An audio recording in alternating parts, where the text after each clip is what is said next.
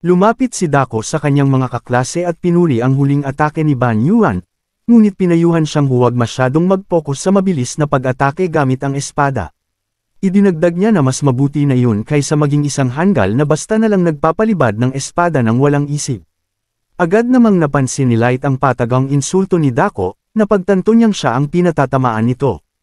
Agad siyang nagdepensa, iginiit na hindi siya hanggal dahil lumaban siya ng husto kanina. Itinanggi ni Dako na tinutukoy niyang may hanggal sa kanila, ngunit patuloy niyang tinutokso si Light, sinasabing ang pagsisigaw habang humihiwan ng mga anino ay isang bagay na ginagawa lang ng isang hanggal.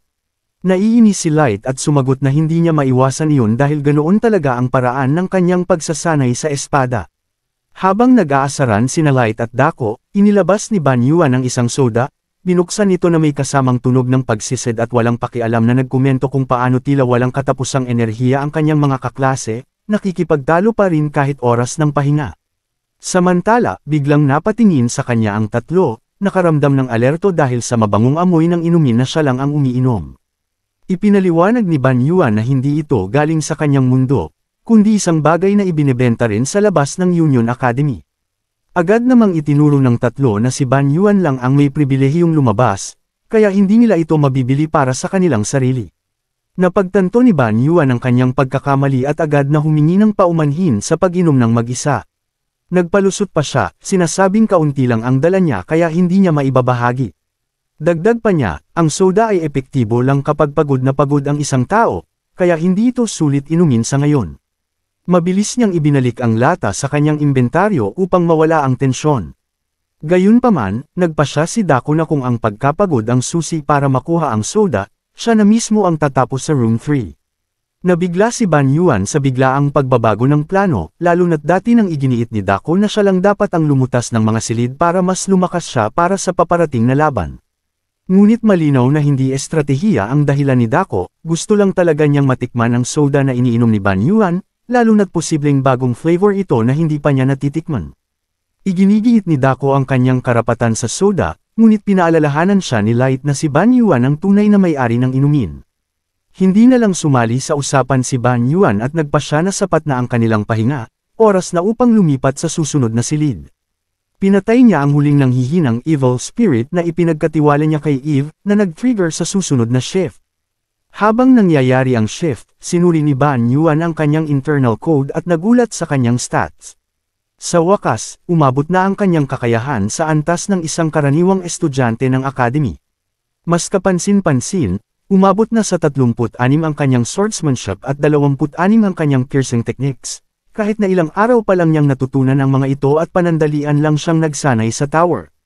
Dahil dito, nagpasya siyang pagtuunan pa ng pansin ang pagdevelop ng kanyang swordsmanship, dahil naniniwala siyang ang magiging resulta ng kanyang sparring match sa Martes ay nakasalalay sa kung gaano niya maipipino ang kanyang martial arts.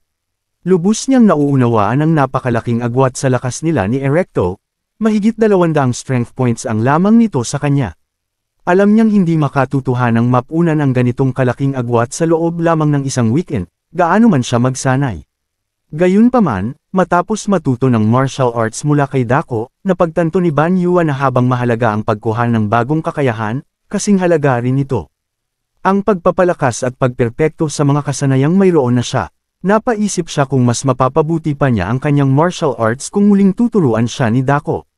Ngunit mabilis niyang napagtanto na sa halip na umasa kay Dako, na napakalakas na, mas mainam na pagtuunan niya ng pansin ang sariling pag-unlad upang mapanatili ang balanse sa kanilang relasyon.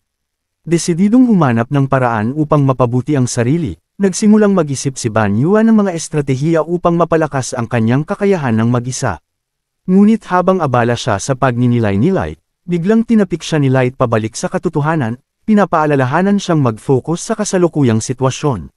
Biglang naging mulat si Ban Yuan sa kanyang paligid, lahat sila ay nahuhulog mula sa himpapawid. Napagtanto niyang wala silang solid ground at mabilis na bumabagsak, patungo sa matatalim na spike sa ibaba. Agad siyang kumilos, tinawag si Eve sa anyong kadena at ginamit ito upang sagipin si Russell mula sa pagbagsak. Nagpasalamat si Russell kay Ban Yuan sa pagsagip sa kanya, habang nagsimula namang suriin ni Ban Yuan ang kanyang paligid, hinala niyang maaaring naganap ang isang pin shift. Napansin niyang napakalaki ng silid at kapansin-pansin ang patibong na nakalaan sa kanilang pagbagsak. Habang iniisip niya ang sitwasyon, biglang sumigaw si Dako mula sa kisame, sinasabihan siyang lumayo kung ayaw niyang mamatay.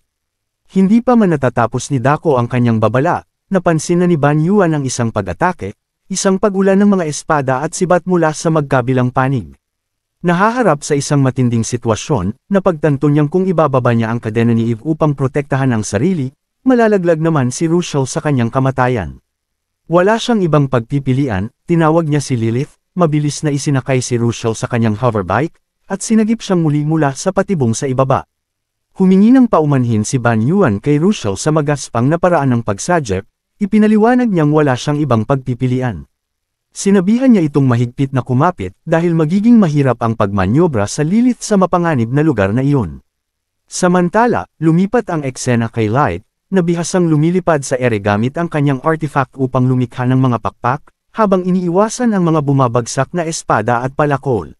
Nagtaka si Light kung bakit may traps na agad sa tower, lalo na't malinaw na sinabi ni Professor Yamina sa briefing na hindi sila dapat lumitaw bago pa ang Room 20. Nararamdaman ni tila hindi pantay ang antas ng kahirapan sa Room 3, kaya siya naguguluhan. Habang nasa ere, napansin ni Light na gumamit si Ban ng isa pang item at lumilipad siya gamit ito. Lumipat ang eksena kay Ban na halatang naiinis sa walang katapusang mga patibong na dumarating mula sa lahat ng direksyon. Bukod pa rito, nahihirapan siyang maunawaan ang estruktura ng silid, habang si Rushel, sa kabaligtaran, ay natutuwa sa kaguluhang nagaganap. Habang patuloy sa paglipad si Ban, biglang tinamaan ng isang palaso ang likuran ni Lilith, na lalong nagpapahirap sa kanya sa pagkontrol sa hoverbike. Napansin ni Light ang sitwasyon ni Ban at bigla siyang lumipad sa harapan nito, ikinagulat ni Ban ang elegante nitong mga pakpak. Habang abala sa sitwasyon si Light, hindi niya mapigilan ang pagiging mausisa sa bagong item na ginagamit ni Ban. Tinanong niya ito kung ang gamit niyang sasakyan ay mula sa kanyang mundo. Umiling si Ban at ipinaliwanag na ito ay isang hoverbike. Napansin ni Ban na wala si Dako kasama ni Light at tinanong kung nasaan ito. Sinabi ni Light na matagal na niyang hindi nakikita si Dako, kaya naisip niyang maaaring nahulog ito sa isang patibong. Ngunit, tiwala si Ban na hindi basta-basta malilinlang si Dako. Ipinahayag niyang malamang ay, nasa paligid lang ito, pinagmamasdan ang lahat ng nangyayari. Habang patuloy sa pag-iwas sa mga patibong si Light, tinanong niya si Ban kung paano nila mapapatigil ang mga ito. Ipinaliwanag ni Ban na ayon sa manual, ang tanging paraan para mabuhay ay ang magtagal ng sapat na oras. Gayunpaman, inamin niya na hindi niya alam ang eksaktong tagal bago huminto ang mga patibong. Upang makakuha ng mas maraming oras, sinabi niya kay Light na magtungo sa kabilang panig ng silid habang sinusubukan niyang pag-aralan ang pattern ng mga patibong. Habang lumilipad si Light sa buong silid, napansin ni Ban na lahat ng patibong ay sumusunod sa kanya. Dahil dito, inisip niya na ang mga patibong ay nakatutok sa kilos ng kanilang target. Napagtanto niyang na-trigger ang mga ito noong nagsimula silang bumagsak sa silid at patuloy siyang tinarget habang lumilipad gamit si Lilith. Napabuntong hininga si Ban sa inis, iniisip na sana ay naiwasan nila ang kaguluhang ito kung hindi sila gumalaw ng walang ingat. Habang abala si Ban sa pagmumuni-muni, napansin ni Rushel ang isang palasong nakabaon sa likuran ng hoverbike at ipinaalam ito kay Ban. Inalis niya ang palaso at pinag-isipan kung dapat niyang utusan ang lahat na huwag nang gumalaw ng hindi kinakailangan. Ngunit napagtanto niya agad na kung titigil silang lahat sa paggalaw, hindi nila makakayang matapos ang silid. Habang iniisip ang kanilang susunod na hakbang, napansin ni Ban ang isang kakaibang pangyayari, ang palasong hinugot niya mula kay Lilith ay unti-unting nasisipsip. Sandaling pinanood niya ang isang konsepto na lumitaw mula sa palaso. Nagulat siya sa pangyayaring ito, lalo na dahil hindi siya nakasipsip ng anuman sa Room 1.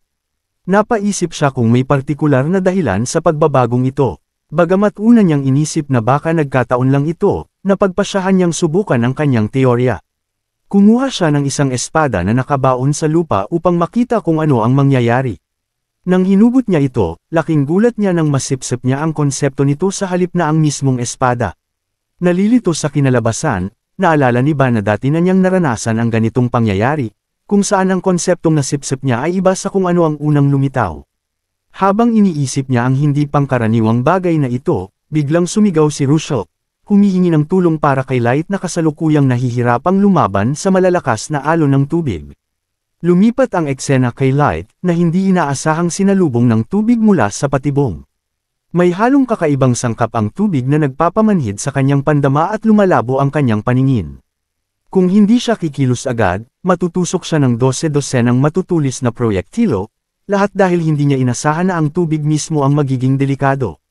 Determinado siyang tumulong, iniwan ni Ban si Russell sa isang ligtas na lugar upang hindi ito malagay sa panganib.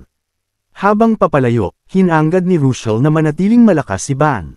Sa gitna ng kritikal na sitwasyon ni Light, lumipad si Ban gamit si Lilith at hinawakan ng tubig, na nagdulot ng pagtaas ng 10 puntos sa kanyang acid at wave concepts. Muling napatunayan ang kanyang hinala, hindi niya nasipsip ang mismong tubig, kundi ang mga konseptong bumubuo rito. Dahil dito, naunawaan ni Ban kung bakit acid ang nakuha niya sa halip na sword nang sipsipin niya ang espada kanina. Napagtanto niyang ang estado ng isang bagay sa oras ng pagpapakita nito ang siyang nagtatakda ng konseptong maaaring makuha. Sa bagong kaalamang ito, sumugod siya kay Light, lalo pang lumakas ang kanyang determinasyon. Napagtanto niyang habang lumalalim ang kanyang Eyes of Infinite Reading, mas nagagawa niyang makita ang tunay na kakanyahan ng mga bagay, pati na rin basahin ang intensyon ng mga patibong. Sa bagong pananaw na ito, buong tapang na sinunggaban ni Ban ang paparating na mga proyektilo, ikinagulat ni Light. Gayunpaman, walang balak si Ban na umurong. Sa paggamit ng kanyang kakayahan, sinimulan niyang sipsipin ang walang humpay na dami ng proyektilo na nakatutok sa kanya. Habang ginagawa niya ito, napagtanto niyang hindi niya kailangang sipsipin lahat ng proyektilo. Sapat ng paghaluin ang kanilang mga asensya at buwagin ang kanilang anyo.